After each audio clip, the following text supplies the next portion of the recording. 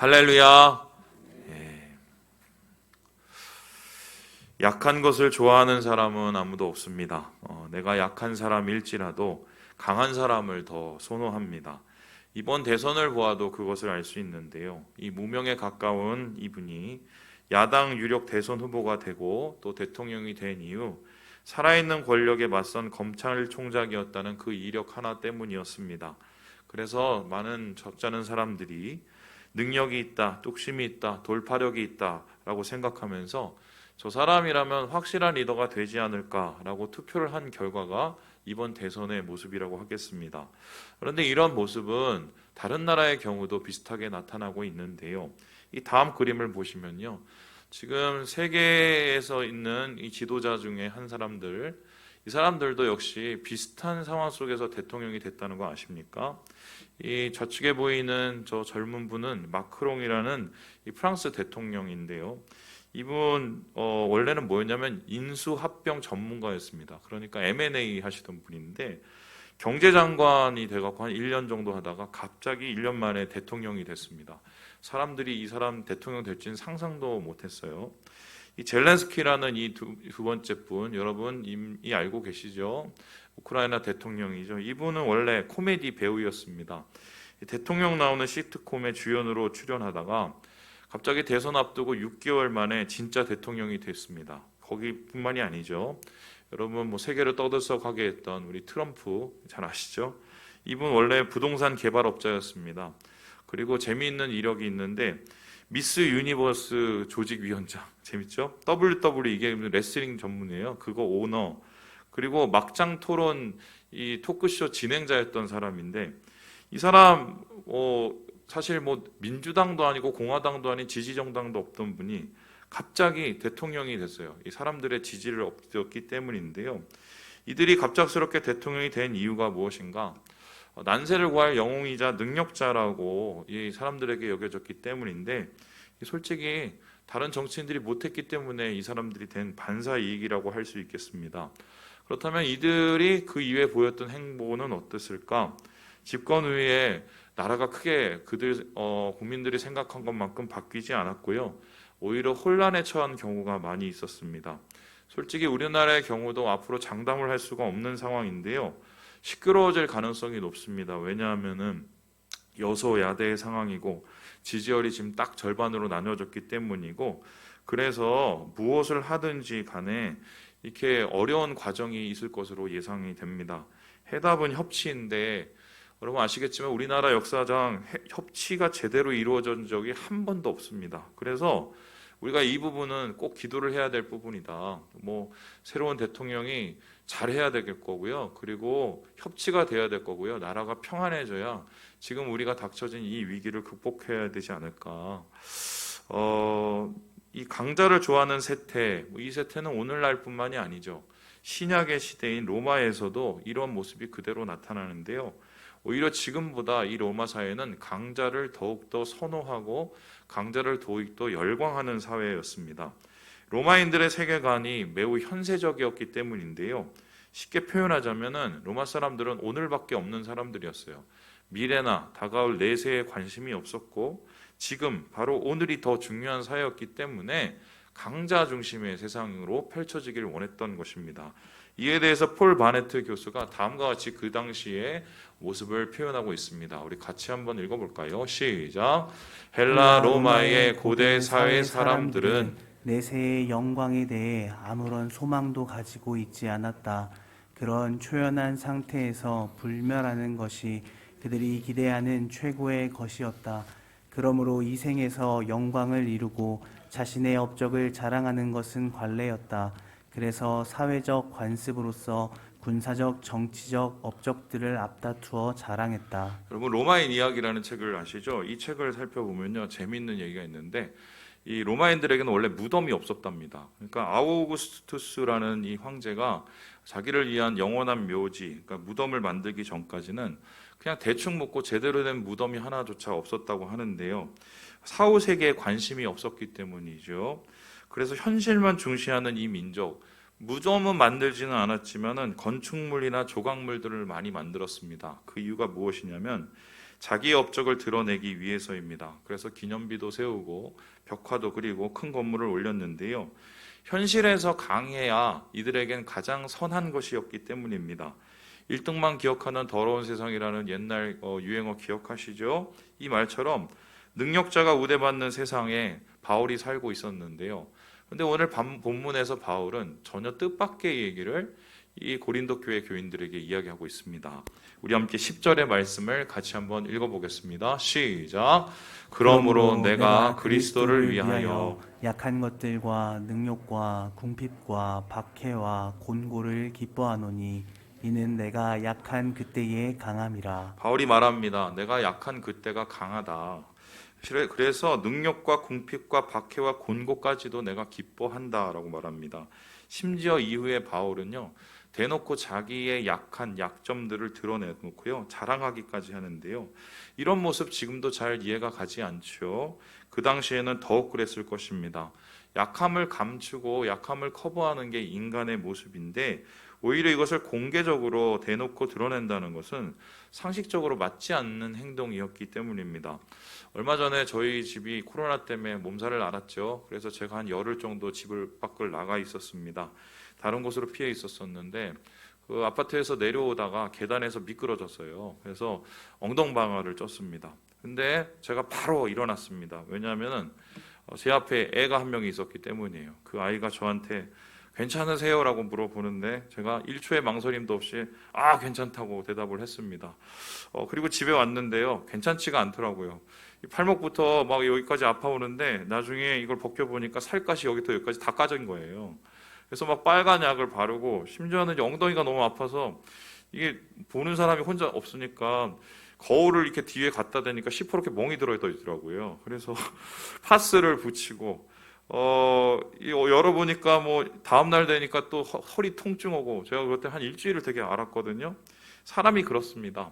아픈 것보다 부끄러운 것을 더 싫어합니다. 남에게 약해 보이는 것은 괴롭기 때문인데요. 이것은 거의 본능에 가까운 모습이죠. 목회를 하면서도 그렇죠. 솔직히 여러분 생각을 해보세요.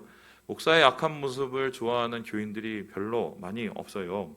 완벽하지는 않더라도 목사는 좀 그래도 의연하고 문제가 없어야 된다고 생각하는 것이 일반적인 교인들의 모습입니다.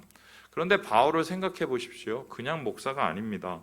최초의 선교사, 이방인의 사도, 그리고 수많은 교회를 세운 설립자, 이런 타이틀을 가지고 있는 이 바울이 오히려 약함을 기뻐한다, 자랑한다, 이 상식적으로 이해되지 않는 이 말, 어떻게 이 이야기를 하고 있을까? 여기에는 다른 이유가 있기 때문일 것이죠. 자, 그렇다면 바울은 도대체 어떤 약한 부분을 가지고 있었을까? 7절에는 이에 대해서 좀 더 구체적으로 이야기를 합니다. 우리 같이 한번 읽어볼까요? 시작. 여러 계시를 받은 것이 지극히 크므로 너무 자만하지 않게 하시려고 내 육체의 가시 곧 사탄의 사자를 주셨으니 이는 나를 쳐서 너무 자만하지 않게 하려 하심이라. 육체의 가시를 주셨다. 이것이 곧 사탄의 사자다. 그러니까 사탄이 보낸 거라는 거죠. 그만큼 불쾌하고 거북했다는 것입니다. 실제로 육체의 가시라고 표현된 이 가시는요, 다음에서 보는 것처럼 스콜롭스라는 단어입니다. 근데 이 단어가 뭐냐면은 그냥 가시, 작은 가시부터 말뚝, 좀 크죠. 그리고 막대기, 한마디로 우리를 괴롭히는 많은 이것을 뜻해요.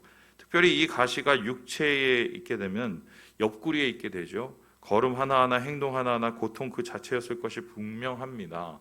학자들은 바울이 지녔던 이 가시가 도대체 무엇일까를 파헤치기 시작했는데요. 크게 세 가지로 정리가 돼요. 첫 번째는요, 이 질병이 아닐까. 두 번째는 이게 핍박받아서 그런 게 아니냐, 아니면 내면적인 유혹이 아닐까, 이렇게 생각을 하는데, 11장에 보면은 바울이 당했던 고난들이 서술되어 있거든요. 굶었다, 추웠다, 헐벗었다. 이게 끝이 아니고 맞았다, 파손했다, 갇혔다. 이러한 여러 가지 고난 속에서 바울의 몸은 크게 무너졌을 것이 분명합니다. 그래서 학자들은 이러한 이 여러 고생 속에 바울이 간질이나 안질, 말라리아를 앓았을 것이 분명하다라고 추측하기도 합니다. 뿐만 아니라 바울이 선교 활동 동안에 항상 핍박과 박해를 당했다는 건 여러분 잘 아실 것입니다. 유대주의자들이 항상 괴롭혔고요. 거기에서 끝난 것이 아니라 자신이 세운 교인들에게 냉대와 외면을 받기까지 했습니다. 이것이 바울의 마음을 항상 괴롭혔는데요. 그런 거죠. 교회와 교인에 대한 염려, 이들을 온전히 세우기 위해서 숱한 밤을 뜬으로 세우는 말 그대로 스트레스 그 자체, 마음속의 고통이 되게 심했을 것입니다. 그뿐이 아니죠. 바울에게는 내면적인 여러 가지의 어려움이 있었습니다. 로마서 7장을 보면 자신을 가리켜서 곤고한 사람이라고 얘기를 합니다. 이유가 뭐냐면 내 마음속에 싸움이 있다는 거예요. 죄의 싸움과 의의 싸움이, 의의 법과 죄의 법이 맨날 싸워서 자기가 정말 얼마나 연약한 자인지를 맨날 깨닫다고 얘기했는데요. 이 전쟁터인 이 상황, 많은 유혹과 시험에 대항해야 했습니다. 말 그대로 박도 안도 육신도 모두 제대로인 게 없는 약자의 삶, 괴로운 삶이 바로 바울의 삶이었습니다. 그런데 이러한 모든 것 중에 육체에 있는 그 가시 질병은 바울에게 심각한 컴플렉스였을 것입니다. 갈라디아서 4장에 보면은 내 육체에 있으되 이것을 너희에게 업신여기지도 아니하고 버리지도 아니하였다라는 표현이 있는데, 사람들이 이 질병 때문에 바울에게 빈정을 사고 오해를 또 하는 일들이 많았다고 판단되는 일이죠. 어쩌면 당연한 일 아닙니까? 시각을 잃어서 글씨를 알아볼 수 없는 이 목회자 어떻게 생각할까요? 말씀을 전하다가 갑자기 거품을 물고 무너집니다. 자신의 병을 고치지 못하면서 어떻게 남의 병을 고칠 수 있을까? 이를 이해할 수 있는 사람이 몇 명이나 되겠습니까? 복음 안에서 기쁨을 누린다고 자족한다고 말을 하지만 사람들의 눈에 보이기에는 건강 문제 하나 해결 못하는 그러한 연약한 사람, 믿지 못할 사람처럼 여겨졌을 것이 분명합니다. 그래서 바울은 이에 대해서 심각하게 여기고 하나님 앞에 간구를 하는데요. 우리 함께 8절의 말씀을 같이 한번 읽어보겠습니다. 시작. 이것이 내게서 떠나가게 하기 위하여 내가 3번 주께 간구하였더니. 3번을 간구했다. 딱 3번만 간구했을까요? 이 유대 전통의 이 3번이라는 표현은요, 한 번에 40일 작정 기도를 표현하는 거예요. 그러니까 4, 3, 12, 120일을 거의 하나님 앞에 기도를 했다, 이렇게 볼 수 있는데요. 그만큼 심각했습니다. 하지만 하나님은 이러한 간절한 간구에도 불구하고 대답을 하셨는데 그게 노였어요. 이게 최선이라는 겁니다. 참으라는 거예요. 약함이 선함이고 약함이 강함이라고 오히려 하나님께서 바울에게 말씀하셨습니다. 그렇다면 왜 하나님은 이런 응답을 하셨을까요? 주님을 위해서 모든 삶을 바쳐서 헌신한 충성스러운 바울, 이 간구를 한번 들어주시면 얼마나 좋아요? 왜 이렇게 냉정하게 대하셨을까? 이에 대해서 바울은 다음과 같이 고백을 하고 있습니다. 우리 함께 9절의 말씀을 같이 한번 읽어볼까요? 시작. 나에게 이르시기를 내 은혜가 내게 족하도다. 이는 내 능력이 약한 데서 온전하여 짐이라 하신지라. 그러므로 도리어 크게 기뻐함으로 나의 여러 약한 것들에 대하여 자랑하리니 이는 그리스도의 능력이 내게 머물게 하려 함이라. 하나님께서 머물게 하려 하심이라 라고 합니다. 무엇이 머무냐? 하나님의 은혜가 머물고 하나님의 능력이 바울 가운데 머물게 하시기 위해서 이 약한 것을 내버려 두시겠다라고 합니다. 여기서 이 머물다는 이 단어는요, 헬라어로 따지면 장막을 치다, 거주하다라는 것인데요. 그럼 이런 말이 됩니다. 우리의 약함, 바울의 약함은 하나님이 계시는 집, 하나님이 계시는 장막이라는 것입니다. 다음 그림을 보면 좀 더 이해가 쉬운데요. 여러분, 이 이스라엘 백성들이 하나님 앞에서 성막을 짓고 그 성막 가운데 하나님의 영광이 내려왔습니다. 이때 영광이 임하는 것을 머물다라고 표현을 합니다. 그들 가운데서 영광이 임하신 이유가 무엇인가? 이스라엘의 영광을 드리기에 합당한 민족이었기 때문에 하나님께서 그들 가운데 머무셨을까? 아닙니다. 전혀 반대지요. 하나님께서 그들 가운데 머무신 이유는 그들이 그냥 약한 백성이었기 때문입니다. 그것도 모든 열방 가운데 가장 약한 백성이 바로 이스라엘이었기 때문에 내가 너희를 택했다고 모세에게 말씀하셨습니다. 어제 이 새벽 이 말씀을 보신 분들은 알겠지만 이 이스라엘의 대표하는 제사장으로 세운 이 아론, 여러분, 하나님께서 이 사람을 세우기 위해서 7일 동안의 대제사장의 위임식을 합니다. 하나님께서 그를 모든 백성의 대표할 제사장으로 삼으신 이유, 그가 완전했기 때문일까요? 거룩했기 때문일까요? 전혀 반대입니다. 그는 범죄자였습니다. 겁쟁이였습니다. 이스라엘과 함께 금송아지 만들어 하나님 앞에 배역을 했고요. 죄를 추궁하는 모세의 질문에 백성들에게 책임을 돌리는 그런 책임이 부족한 사람이었습니다. 그런데 하나님은 오히려 아론을 대제사장으로 세우셨습니다. 그 이유가 뭘까요? 이 부족한 자도 주님이 사용하신다는 것을 보여주기 위함이 아닐까요? 정말 아론은 이스라엘 백성과 같은 자였기 때문입니다. 약하고 부족하고 모자라지만 흠이 많지만 하나님께 붙들린 자가 어떻게 세워지는지를 하나님께서 보이시기 원하셨던 것이지요. 이것을 가리켜서 성경은 무엇이라고 얘기하냐면 영광이라고 얘기합니다. 영광은요, 약한 자를 통하여서 드러내시는 하나님의 강함인 것입니다. 역시 우리도 마찬가지 아닙니까? 여러분 여기 나오셔서 혹은 방송을 통해서 예배드리시는 분들, 여러분 구원받으셨죠? 우리가 구원받고 예수 믿는 이유가 있습니까? 그래도 다른 사람들보다 제가 낫기 때문에 주님께서 나를 택하셨다, 이렇게 말씀하실 수가 있겠나요? 여러분, 하지만 우리가 하나님 앞에 서면은 아무도 자랑할 것이 없다는 것, 이건 우리의 정답과 같은 이야기죠. 우리에게 일말의 떳떳함이 없습니다. 그래도 하나님이 우리를 택하셨습니다. 약해도 택하셨고 약해서 붙드셨습니다. 이런 이해할 수 없는 약자를 향한 하나님의 은혜를, 사랑을 가리켜서 뭐라고 하냐면 성경은 은혜라고 표현을 하는데요. 바울은 이 은혜와 이 영광을 깨달았습니다. 세 번의 간곡한 기도 끝에 자신에게 부어주신 주님의 은혜가 난 크다는 것을 그가 깨닫게 되었습니다. 그래서 약한 그때가 바로 은혜의 때요, 영광의 순간이라는 것을 그는 알게 된 것입니다. 이 고백을 통해서 바울은 고린도 교인들에게 진짜 자신이 누리고 있는 이 기쁨, 은혜와 영광이 무엇인지를 알게 하기 원했고 이것에 동참하기를 원했습니다. 그래서 그들 가운데는 잘못된 가치관, 세상에서 강자를 좋아하고 선호하는 그 가치관을 내버리고 진짜 은혜, 약한 자에게 주시는 하나님의 강함을 누리기 원했던 것입니다. 저는 여러분도 이 바울의 이 기쁨, 이 은혜, 이 영광에 동참하기를 주님의 이름으로 축원합니다. 그것도 그냥이 아니라 아주 많이, 아주 크게 누리길 바라는데요. 그러면은 모든 약한 자들이 이렇게 모두가 하나님의 은혜와 영광을 누리는 것일까요? 최소한 바울의 모습을 보면은 꼭 필요한 태도들이 발견되고 있는데요. 바로 약함을 대하는 자세다, 이렇게 이야기하고 있습니다. 약함이 강함이 되기 위해서, 은혜를 누리기 위해서 바울과 같은 태도가 필요하다는 말인데요. 이 바울 서신을 보면 그가 약함에 어떤 모습으로 대해야 했는지 세 가지의 큰 행동들이 나타납니다. 우리 이것을 알아보도록 하지요. 우리 같이 한번 읽어보겠습니다. 시작. 대놓고 의지하라. 내가 약한 그때에 나는 약함을 어떻게 해야 하는가? 오히려 하나님 앞에 대놓고 의지하는 기회로 삼는다라고 이야기하고 있습니다. 우리 고린도후서 1장 9절의 말씀을 읽어보겠습니다. 시작. 우리는 우리 자신이 사형 선고를 받은 줄 알았으니 이는 우리로 자기를 의지하지 말고 오직 죽은 자를 다시 살리시는 하나님만 의지하게 하심이라. 선교 활동하다가 도저히 어쩔 수 없는 상황 속에서 죽은 줄로만 아는 그 시간, 가장 약했을 때, 그때 발견한 것, 하나님을 가장 의지할 수 있는 순간이라는 것을 깨닫게 된 것입니다. 여러분, 강한 자는 하나님을 의지할 수가 없습니다. 아멘이십니까? 약한 자가 오히려 하나님을 의지할 수 있습니다. 우리가 약함을 자랑하는 것은 약함이 떳떳하기 때문이 아닙니다. 약함을 받아들일 때 주님의 은혜가 무엇인지를 우리가 진짜 체험하기 때문입니다.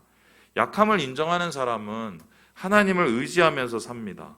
그런데 하나님께서는 이 의지하는 자들에게 은혜를 부어주시고 능력을 부어주십니다. 이것이 바로 복음의 신비인 것이죠.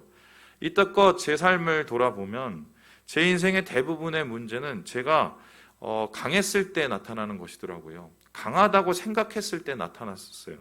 무능에서 오는 것이 아니라 무지로부터 시작된 것입니다. 나의 한계와 나의 약함을 깨닫지 못하는 그 무지인데요. 성경은 이 무지를 가리켜서 교만이라고 합니다. 교만은 항상 나를 실수하게 만듭니다. 주위 사람들을 힘들게 만듭니다. 제가 어제 그 한 목사님하고 그저께거든요, 전화를 했는데 개척을 한 지가 지금 한 몇 년 되신 분인데 굉장히 좀 힘든 상황을 겪고 있는 이야기를 들었어요. 그런데 이야기를 듣다 보니까 제가 갑자기 막 저 극한 공감이 돼서요. 그분이 지금 겪고 있는 지금 상황이 제가 몇 년 전 겪고 있던 거하고 되게 비슷하더라고요. 뭐 사람에 대한 실망, 오해, 왜곡, 또 그러는 속에서 뭐 계속적인 영적 침체 뭐 이런 걸 겪고 있어서 막 제가 만나자고 계속 얘기를 하는데 안 만나요. 처박혀 있어서 저 말씀 묵상해야 된다고. 근데 말씀 묵상이 아니라 나오기가 싫은 거예요. 저도 그랬었거든요. 그래서 제가 자신 있게 얘기를 했어요. 나는 목사님보다 더 심했다고. 사람들이 다 믿고 보기도 싫고 내 자신을 돌아보면 얼마나 그 꼬라지가 보기 싫은지 몰랐다고. 그런데 지금 지나보니까 그런 시간이 은혜라고.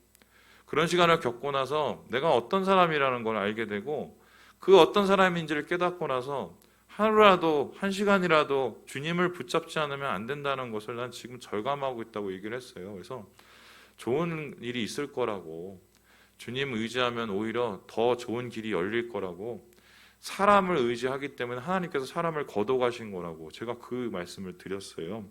뭐 제가 잘나서 그랬을까요? 저도 똑같이 그런 것을 경험했기 때문인데요. 하나님은 우리를 강해지는 것을 원하는 것이 아닙니다.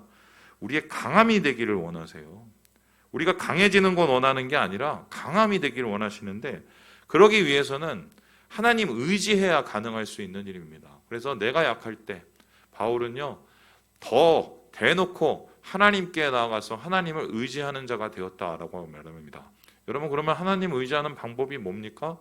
시시때때로 주님께 구하는 것이죠. 시시때때로 주님의 도움을 간절히 바라는 것입니다. 여러분, 여러분의 24시간 모든 순간 속에서 주님이 함께 계시고 도와주시려고 손을 뻗치고 계세요. 그 뻗친 손을 우리가 붙잡으면, 하나님을 의지하면 우리의 약함 속에서 강함이 되시는 주님을 바라볼 수 있다. 바울은 이것을 경험했고요. 그것을 통해서 우리에게 똑같이 권면하고 있는 것입니다. 두 번째로, 우리가 이 약함을 대하는 태도, 그래서 하나님의 강함을 누릴 수 있는 방법은 무엇일까요? 우리 같이 한번 읽어보겠습니다. 시작. 차라리 깨어져라. 대놓고 의지하는 기회로 삼을 뿐만 아니라 차라리 깨질 바에는 완전히 깨지는 게 낫다는 것입니다. 이런 또 뭐 말도 안 되는 소리를 하시나? 우리 함께 사도행전 9장 말씀을 같이 한번 읽어보겠습니다. 시작. 사울이 땅에서 일어나 눈은 떴으나 아무것도 보지 못하고 사람의 손에 끌려 다메섹으로 들어가서 사흘 동안 보지 못하고 먹지도 마시지도 아니하리라. 이 장면은 무엇이냐면요, 이 바울이 그리스도인을 잡아서 쳐 죽이려고 다메섹으로 가는 길에 예수님 만나서 그가 완전히 엉망진창이 된 모습입니다. 하나님 예수님을 보고 빛을 봤는데 눈이 멀어버리죠. 그래서 다른 사람이 그를 끌고 다니지 않으면 아무것도 할 수 없는 그런 멍청한 인간이 돼버려요. 그래서 다메섹으로 가서, 심지어는 자기의 상황이 얼마나 황당했으면 먹지도 않고 보지도 못하고 그냥 말 그대로 그냥 간단히 앉아있는 사람이 되었습니다. 무력한 사람이죠. 그런데 바울이 이때의 시간을, 기억을 끝까지 붙잡고 있는 이유가 무엇일까요? 이것 때문에 바로 하나님의 사람이 될 수 있었기 때문입니다. 그가 자랑하던 모든 것이 이때 다 깨어져 버렸기 때문에, 그를 붙잡고 있고 그를 강하게 만들고 있고 그가 그인 것을 증명하는 모든 것이 다 깨어졌기 때문에 이때야 비로소 하나님의 사람이 될 수 있었기 때문입니다. 바울은 혈통적으로 하나님의 선민이었던 아브라함의 자손이었습니다.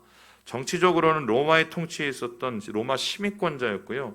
그리고 그는 법관이었고 강자인 공의회 회원이었습니다. 부자였습니다. 귀족이었습니다. 요즘 말해서 모두가 갖고 싶어하는 정말 강남 사람이었죠. 그러나 정작 그가 이러한 모든 힘을 가지고 있을 때는 하나님께서 그를 사용할 수 없는 자였습니다. 오히려 깨어지고 망가져서 눈도 못 보고 한 걸음도 걸을 수 없는 그런 시간이 되었을 때 하나님이 그를 붙잡기 시작한 것입니다. 그렇죠? 하나님 우리를 깨트리세요. 왜요? 깨트려야 주님의 은혜가 임하기 때문입니다. 내 마음에 하나님이 깨트리시는 그 자리에 주님의 성령이 임하고 기름 부으심이 임하시기 때문에 내 마음에 충만을 얻게 되는 것입니다. 그래서요, 이 가시는 제한을 두고 실족하게 하고 약하게 만들고 우리를 깨트리지만, 결국 이러한 가시를 통한 깨트림을 통해서 하나님이 우리를 만드시고 세우시는 그 역사가 일어나게 된다는 것입니다. 다윗이 대표적인 예 아닌가요? 다윗을 한마디로 표현하면 깨어진 자죠. 사람 믿다가 깨어지고 형제 믿다가 깨어지고 또한 자기가 의지하는 사울 믿다가 깨어지고 심지어는 자기가 믿었던 아들에게조차 배신을 당한 깨어진 심령이었습니다. 그런 사람 인생을 낭비하고 그리고 불평하고 살지 않고 하나님 안에서 은혜의 사람, 승리의 사람이 될 수 있었던 이유는요, 그 깨어짐을 있는 모습 그대로 주님 앞에 가지고 나갔기 때문이에요. 깨어진 모습 그대로 주님 앞에 나아갔을 때 하나님께서는 그것을 성령의 기름으로 덮어주시는 것 아니겠습니까? 그래서요, 여러분 이렇게 좀 말씀을 드립니다. 부담될 수도 있는데요, 깨어지려면 완전히 깨져야 된다. 오늘 내가 깨어지지 못한 그 적당한 깨어짐은 나중에 우리의 발목을 잡을 수가 있다는 것입니다. 그래서 바울은요, 내가 약한 그때 완전히 깨어지는 게 그게 가장 빠른 길이다. 그게 강함이 되는 길이라고 우리에게 말을 하고 있어요. 마지막으로 바울이 약한 그때 강함이 될 수 있는 그 방법, 그 태도는 무엇일까요? 우리 같이 한번 읽어보도록 하지요. 시작.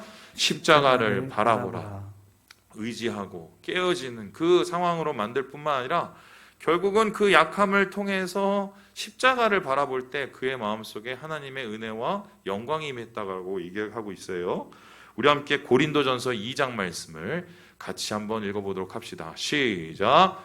내가 너희 중에서 예수 그리스도와 그가 십자가에 못 박히신 것 외에는 아무것도 알지 아니하기로 작정하였습니다. 바울은 얘기합니다. 나는 십자가만 안다. 다른 거 몰라서 그렇게 얘기한 건 아니에요. 십자가만 알아도 되기 때문에 그렇게 말한 것입니다. 여러분, 예수님께서도 3번 기도하신 건 아시지요? 십자가 고통 피하시기 위해서 겟세마네에서 3번을 기도하셨습니다. 왜인가요? 십자가에 오르면 고통받는 것이 두려워서 그랬을까요? 그것이 가장 약한 곳이기 때문이었습니다. 그 약한 자리, 예수님께서도 피하고 싶은 자리였습니다. 하지만 주님께서는 순종함으로 그 자리에 오르십니다. 십자가에 오르셨습니다. 그리고 무슨 일이 일어났나요? 모든 연약한 자들의 주님이 되신 것 아니겠습니까? 그래서요, 이렇게 말씀드릴 수 있는데요, 인생의 가장 약한 곳에는, 나의 인생의 가장 약한 곳에는 바로 예수님이 계세요. 십자가가 계세요.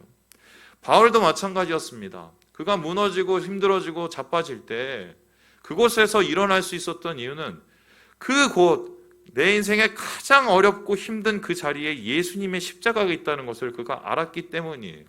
거기서 십자가를 바라보고 다시 일어났기 때문에 예수와 함께 죽고 예수와 함께 살아나는 부활의 능력을 그가 누리게 된 것 아니겠습니까? 여러분, 사도행전, 사실 바울행전이라고 말을 하지요. 그가 사실 12제자에도 속하지 않은 그가 어떻게 이 사도행전의 주인공이 될 수 있었을까요? 이 사도행전의 모습을 보면 기적도 많이 행하고 또 여러 가지의 전도도 많이 행했지만 이 바울의 위대함은요, 고난을 견뎌낸 거예요. 도대체 인간의 능력으로는 견딜 수 없는 이 고난을 바울이 견뎌냈을 때 사람들은 그를 하나님이 역사하시는 사람으로 인정했기 때문인데요. 그렇다면은 이 바울의 행전이 고난에서 끝나지 않고 승리로 바꾸게 된 이유는 무엇이었을까요? 십자가를 바라봤기 때문이에요. 십자가를. 마지막 순간까지 바울은 십자가를 바라보면서 이겨낸 것입니다. 가장 약한 곳에 주님이 계시기 때문에, 죄와 사망의 권세를 이기신 승리의 주님이 계시기 때문에 그 자리에서 무너지고 넘어지지 않고 예수의 십자가로 다시 승리하게 된 것입니다. 사실 이번 주에 우리 성도님들이 보시다시피 많이 자리를 비우셨어요. 여러 이유가 있겠지만 가장 큰 이유는 지금 다 앓고 누워 계십니다. 전화가 이제 한 통 한 통 걸려오면은 이게 누구 집사님, 누구 권사님 이렇게 딱 뜨잖아요. 그럼 제가 이제 이렇게 가슴이 덜컥 내려앉죠. 이게 오셨구나. 그래서 이제 전화를 해드리고 저게 칼럼에서 쓴 것처럼 필요 물품을 갖다 드리고 이런 것들을 반복했는데 그게 여러분 저도 그것을 이미 알아봤고 또 이 여러 가지 상황과 교회 상황을 생각하면 막 답답한 거지요. 그래서 기도를 이렇게 드리고 한 분 한 분 하나님 앞에 올려 드리면서 새벽에 내려오는데 주님께서 저한테 막 찬양을 하나 주셨어요. 그 찬양이 뭐냐면 이 찬양인데요. 내가 약할 때 강함 주고 가난할 때 우리를 부욕해 하신 나의 주 감사. 제가 그래서 이번 주 내내 이 찬양을 계속 속으로 부르고 입으로 부르고 혼자 계속 이 찬양을 불렀어요. 이게 감사할 상황이 아닌데 앓고 계시고 그 집에서 힘드신 분들은 얼마나 괴로우시겠어요. 또 교회가 이를 통해서 또 겪어야 되는 또 어려움들이 있잖아요. 근데 하나님께서는 감사를 얘기하시고 내가 약할 때 강함 주고 가난할 때 우리를 부욕해 하신 주님을 높이라고 저한테 계속 말씀을 주시는데 제가 그 말씀, 그 찬양을 계속 부르면서 오늘 말씀을 여러분과 함께 나눠야겠다고 생각한 거거든요. 여러분, 내가 약할 때 강함 주고 가난할 때 우리를 부욕해 하시는 주님, 그 이유는요, 예수님이 날 위해서 이 땅에 오셨고 날 위해서 십자가를 지셨기 때문이에요. 사순절 기간은 무엇입니까? 예수님의 십자가 바라보는 시간입니다. 이해되지 않는 약함과 우리 이해되지 않는 여러 고난 속에서도 예수의 십자가 바라보면서 약할 때 나를 강하게 하시는 주님, 가난할 때 우리를 부여하게 하시는 주님을 묵상하는 시간이 바로 사순절 기간 아닐까요? 사랑하는 우리 형제 자매 여러분, 약할 때 주님이 우리의 강함이 되십니다. 이 하나님을 붙잡으시고 이 한 주간 승리하시고 은혜를 누리시고 주의 영광을 누리시는 우리 모든 형제 자매들 되시길 주님의 이름으로 축원합니다. 기도하겠습니다.